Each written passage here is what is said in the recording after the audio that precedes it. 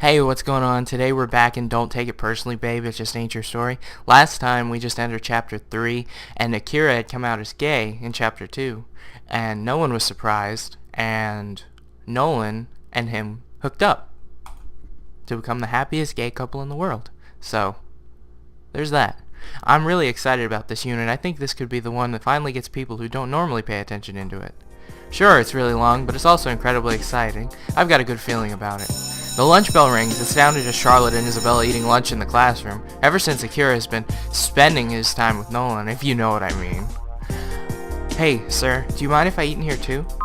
Wow, I think that's probably the most she's ever said to me ever. No, go right ahead. Thanks, you're a real bro, sir. Thanks, I think. She goes off to join the other two girls in the classroom. Hey, sup, Charlotte. Hiya, Kendall. You're both talking again? Bella, there's no need to channel Akira. They all talk about him like he's so horrible. Sorry, I just meant I'm glad. We'll go take a look at these messages here, because I just let them pile up. We'll start at the bottom, go up. Akira Yamazaki is anxious. It'll be okay. Fight. Happy smiley face thing, I think. And then happy smiley face. Let's go down here. Is kind of disturbed by what she's reading for literature class. Is really curious that if she's the only straight person in this whole class. I like that. That is something to wonder, because the only two men in this class are screwing, and most of the girls are screwing each other too. This is a pretty gay class. Ari told me about the party this Friday. Sorry, I don't think I'll be able to go. Sad face. But thanks for inviting me. I'll look at the music real quick. I feel like the music might be like a little loud. Did I change it? I don't remember where the music thing is. I think that's in the preferences, yeah. Oh no, music's fine. I'm overreacting. Oh yeah, messages. Hey, so you never did tell me about this time you were in love. Did you want to tell me about it? It sort of sounded like you did. Yeah, actually, I kind of do. It's a long story though. I just meant it's not the worst thing ever, I guess, but it sucks. I finally ended up watching the rest of Iniko. You're right, it really is awesome. What a cute couple and a great ending. Yeah, it really is super badass. But it's kind of got me thinking. I was going to fangirl out about it, but I feel awkward. Really? I would have thought you'd be on and on about how Aniku is your waifu or something for sure. Hey, sorry about last night. I know that was really abrupt. It's just that it was dinner time and my parents couldn't wait any longer. Sorry. I didn't mean to be a jerk or whatever. No problem. It's okay, bro. We're on the phone for like 2 hours. We were on the phone for like 2 hours anyway. Well, true enough. Hey, why are we chatting like this when you're sitting right next to me anyway? ROFL. Go. Only if you're okay with that. Sorry, I can still give you room if you want. Don't be silly. Of course I'm okay with that. Sorry. Knock that off. Come on, this whole thing where we've been avoiding each other is silly. Let's just both promise not to do that again. Okay, I promise, Charlotte. Aw. They're gonna get back together, I bet.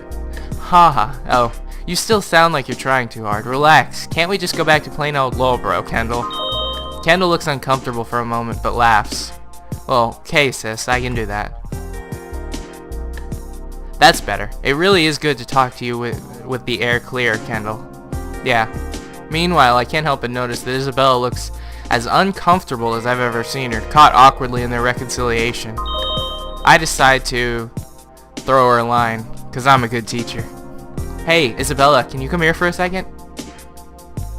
Yes, what is it? Nothing. I just thought it looked like you needed an out from those two making up. Yeah, thanks. It's a bit awkward. I'm happy for them, though. It seems like it's been a long time coming for those two. I've gathered that there's a lot of history. Yeah, it's a long story. That's the impression I got. There's an awkward pause. I just awkward paused reading that line. Anyway, you're welcome to stick around or go back. I just thought you could use the choice. Thanks. No, I don't think I need to be in the middle of that. Staring at her, it occurs to me that maybe it's not just an awkward silence. I think it's her mind's just somewhere else entirely. Where? I have no idea. Is something the matter? I'm not sure. Maybe. Okay, well, if there is something, you can always come to your teacher. That's what you're supposed to do at that age. Sure, I understand. It's just that I'm not sure myself right now. I'll let you know. Sorry, no pressure or anything. I just wanted to put that out there. It's okay, I understand, thanks. 3 days later. That's a big time jump. Okay, let's try something different today. Today we're going to focus on chapters 60 to 65 in particular. That's a long-ass book. That's the whole lighthouse scene. I put up 3 questions on the board. I'd like for you to break into groups of 2 and 3 and answer them. Immediately they all start chatting, figuring out who they'll partner with. When I was in high school, I was always the one who had trouble getting into a group when those happened. It was really sad. Akira Yamazaki, a love poem, a love poem, a love poem. I wonder what he's trying to say with that, huh? Charlotte Growall is disturbed by what she's reading for literature class. Yeah, for reals. I know. What the hell is up with that? I kind of like it, actually. Only because she is such a lady boner for the teacher. Is bored as hell in class. Never did. Don't worry about me. Don't worry about that. Come on, I'm your friend. You can tell me. Waifu or something. It's not that. I mean, I really liked it. It's awesome, and I do love Aniko for reals. It's just the whole fangirl thing in general I'm not feeling. I feel kind of weird about the whole thing now. Honestly, that feel kind of weird in general. All true enough. Right next to me. OMG, STFU. Don't say that. You're embarrassing me. LOL. Kitty face. I think cat face, yeah. Can you actually do that? Yeah. You just put like a hyphen next, I think it's called a hyphen next to a 3. Okay, in half an hour we'll go over each of your answers. I clap my hands and sit back down, letting them all get organized on their own. I give them a few minutes to break apart into their own groups, and actually get started on talking about them. I have no idea how well this is going to go. I sure hope it works. But before I continue, I should really check into those messages. The indicator's blinking 3. Wow, how did you know that, Line? How did you know I would be lazy enough to let 3 go up there? Don't worry about that. His name was Alan Mason. He was my first boyfriend ever back when I was 13. And well, at least, if you ask me, we were dating. We spent all our lunch hours together, walked home together every day, and spent our evenings talking endlessly about the silly music we both liked. He was a year younger, but I wasn't, I guess, the most... he was a year younger and wasn't the most, I guess, mature boy around. All my friends always made fun of him, but I really admired him, you know. Oh, you haven't been in love since you were 13? Can you believe it? If Nolan snubbed me yet again, he can just go back to fagging it up with Akira. It's hurtful. What the hell? He has just stopped replacing me? Just like that? What a dick. The language these children use. There we go. I should be caught up enough now. And of course, it's Taylor who seems to get distracted first, and I got another message. WTF. That's exactly what I was thinking reading that. And how's your discussion going, Taylor? Well, actually, I didn't quite get that far. Uh-huh. I've just been going over what happens with her before we start to tackle the questions. Really? Yes, Mr. Rook. Sorry. I've just been looking something up myself because I couldn't quite remember the sequence of events. I guess I can't really call either of them on that excuse. Then, as loath as I am to admit it. Damn it. There's some bad English there. All right, carry on then. But try to get to the questions quickly. You don't have that much time. Of course. Let's go look at the missions real quick. Missions. The text here. Love poem. What? A love poem. Oh, you haven't been in love since you were 13? It's not really like that. I mean, there's a couple of sense, but never any serious. Honestly, it really wasn't even that serious with Alan either. We got together mostly because it seemed that's really... That doesn't seem like it's proper grammar either, because it seemed like it was convenient to, and we broke up in the same way. If you ask him now, he'll deny that we ever dated. I guess that's okay with me. It's not like it was ever really a big deal or anything. Every so often I see him and I just feel awful. Why's that? Duh. Don't get too upset at him. It wasn't a personal snub. Sorry about the late reply. I got distracted. What do you mean by that? And then I turn my attention to the other group that also doesn't seem to be being productive. Ahem. Sup, sir? She doesn't even look up. Isabella does briefly, but says nothing. You're supposed to be discussing the questions, Kendall. Are you both really done already? Well, not much to discuss, sir. We're done. Really? Isabella says nothing but nods. I'm not impressed here, and I don't believe for a second that they talked about it. I doubt they've even read the chapters. I should try to trip them up, because I'm a teacher. If you're prepared to answer them already, then let's take the first.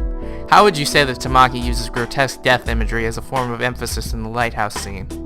Kendall looks up and hesitates. Then you should, implying that he does. The whole point of the scene is that the grotesque imagery ain't there, and it's unemphasized because it doesn't exist, and that's totes shocking.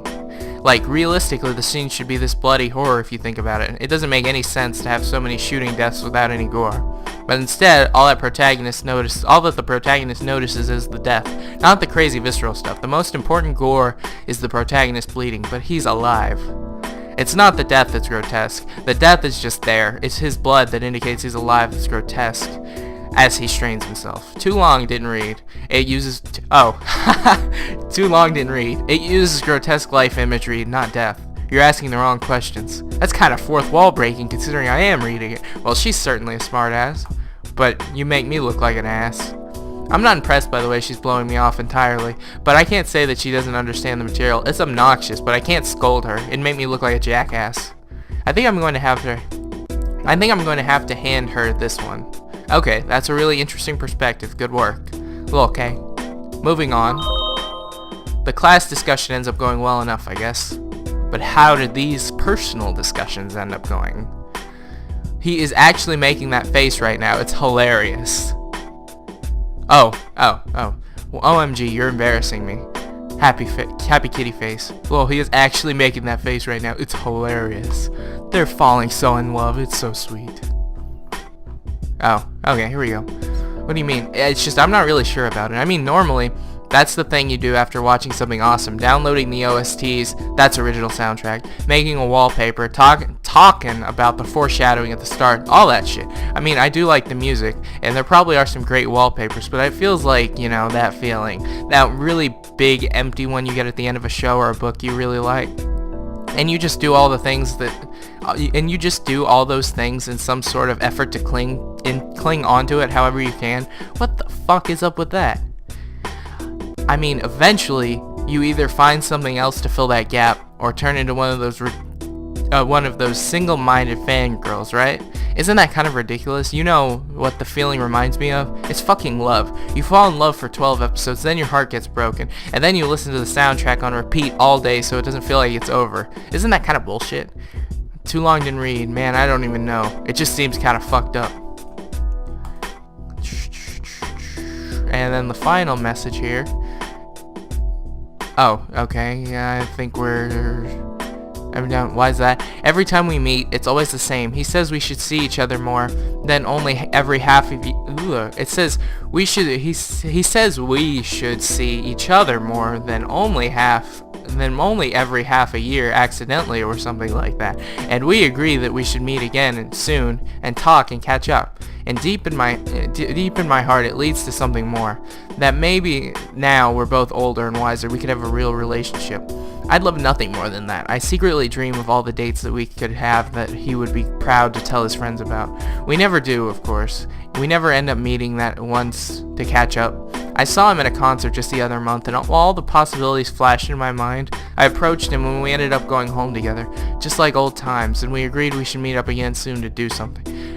But we didn't, of course. We never do. It doesn't stop me from imagining it. But I realize in all those fantasies of love, I don't know him at all. I don't think it's even him that matters, really. He just happens to fill the role.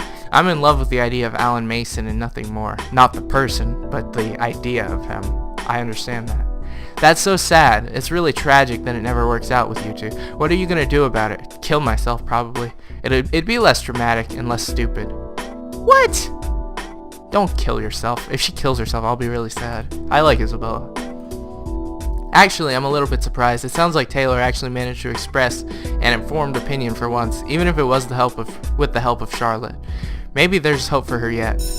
When the lunch bell rings, it seems far too quick, and of course, even though I was mid-sentence, everyone immediately packs up their things. Can't a teacher stop? When I was in high school, a teacher's like, they could stop you from going to lunch for a minute. Let them finish their sentence at least.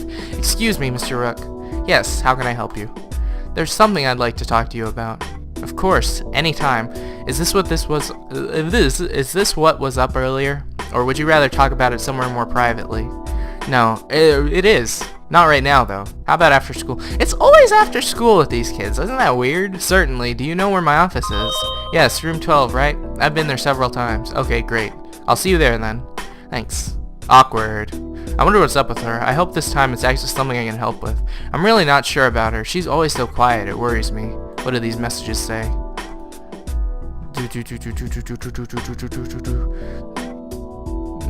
That's so sad. It's tragic that it never works out with you. Kill myself. That's awful. Don't even joke about that. Seriously.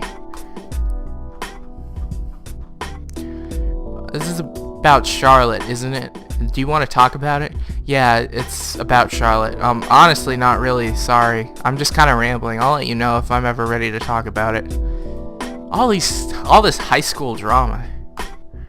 Kendall, do you know where Akira is? Off having sexy shenanigan with Nolan, probably. Very well said. Kendall. I hope so, anyway. Bro deserves...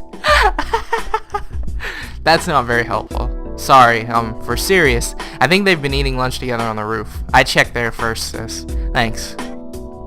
Is it just me, or does she seem even more aloof than usual? Maybe. You should go easy on her. I think she has a lot going on right now. Yeah, I'm just worried. More silence. Realizing that I'm making a weird situation worse, I shrug and go get my lunch, leaving the pair of them alone. Truthfully, I don't think it helps. There's still an unspoken tension in the air. Kendall and Charlotte are chatting, but barely. I don't think it's because of me. I think there's something else going on here. Oh well. 3:55 p.m. That's after school. That's it for the day. Well, as far as classes go anyway. Outside, I hear rather a set of voices shouting loudly in unison. Cheerleaders, I suppose. Isabella's probably on her way to my office. But before I go, I should take a break to see if there are any new 12 channel posts. These are always so fun. Yeah, it's about Charlotte. Okay, anytime you do, bro, just let me know. Goodbye, everyone. I'm sorry, I shouldn't stay, but well, it's for the better. Oh my god, she's gonna kill herself. Oh, 12 channel, right. That would be the 4chan-esque thing. Ah, that music. OMG, a Nico finale. Goodbye, Lily-chan. Oh, I know, right?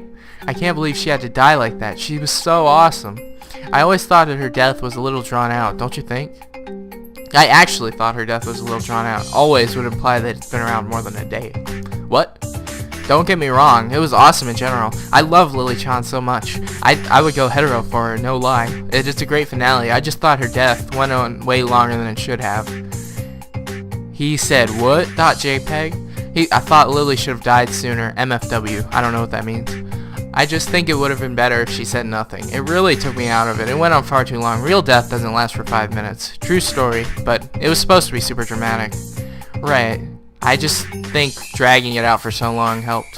It's like there's whistles blowing. I like the beat of that. It's like they're blowing. It's like gym class. That's what it reminds me of. I think it pushed in the melodrama. Making it a joke just felt kind of cheap. How would you do it then? That's hard. Well, how about a sudden ending? And that's the last one. Well, that's enough dawdling from me. Time to go. I guess I got here first? Well, I can wait. I sit down and wait, tapping my hand on the desk impatiently. You read the message. It seems like she's gonna fucking blow her brains out or something. I look over the lesson plan for tomorrow, but unlike every time, I can't see anything worth adjusting. I wonder where she could be. She doesn't really seem like the sort of person to blow off an appointment like that. I hope everything's okay with her. All the worst possibilities of what it could be raced through my head. Maybe she got hurt. Maybe something happened. Maybe she couldn't bring herself to talk about it. Or maybe she killed herself. I'm being ridiculous. I'm sure I just have an overreactive imagination. I'm sure she's fine. Something probably just came up and delayed her. Or maybe she just got lost? No, that can't be it. She knows what room this is. It's not a very big school, and she knew where it was. Look for her. Okay, maybe something's wrong. I should go look for her. I do a quick walk of the hallways, looking every corner. No sign. I stop by every classroom of hers. The school's practically deserted by this time of evening. There's no sign of her. Where could she possibly be? Finally, in desperation, I do another walk of the school, checking every single classroom I pass. Absolutely no sign of her. I wonder what happened. I hope she's okay. She didn't seem okay at all. I'm really worried. What could it be wrong? He went back home. That's what that implied. Next morning. Once the bell rings, I do attendance as always, but I cannot tell immediately who the only absence is. Isabella. Has anyone heard from Isabella at all? Anyone? The class is silent. Does anyone know how to get a hold of her then? Still more silence. Alright. Sorry about yesterday. I really wasn't in a great place emotionally. Lol. Kinda had to get over myself there. I was being a total drama fag. Sorry, Ors. It's cool. It happens to everyone, bro. Happy face. Alright, I just move on. There not really being anything else I can do, but the whole thing gives me a sinking feeling. Next week. And she's still not back? And I still haven't seen Isabella at all. And the school still has no way of getting a hold of her. It's not hard to assume the worst, but there's nothing I can do about it other than feel terrible about it. Maybe I should have insisted or gone looking for her that evening? What could have possibly happened to her? Still, there's nothing I can do. Class goes on without her. Alright, before we get into that, let's check the messages. Start off here. Goodbye, everyone. Sorry I couldn't stay. Well, it's for the better. And then he put a sad face. Goodbye, Bella. I'm sorry you had to go that way. Oh, no! She didn't actually kill herself. Why did you leave us? Rest in peace, Bella. Oh, no. Our friendship must have had rough spots. But it really sucks that you're gone. R.I.P. says sad face. Oh no! I can't believe she's gone. No, she's not really. Ah man, that makes me sad. I had to wipe a tear out of my eye. What do you think about the ending? Kendall, I'd really like to hear your thoughts. Well, I thought it was good. It ends on an effective note and makes a strong impression. Plus, the repetition of the body count works well for it. Did you think that it worked well in the other parts of the novel too? For reals, it helps keep things structured. Good point. Any other thoughts? Or anyone else? She sits down without any further words. Charlotte raises her hand and I pause before calling on her. You know, the worst thing about it all is I find myself thinking, even though Isabella's gone, it's hard to even know the difference. It doesn't feel like the dynamic of anything has changed with her gone. How utterly horrible is that? End of chapter 3.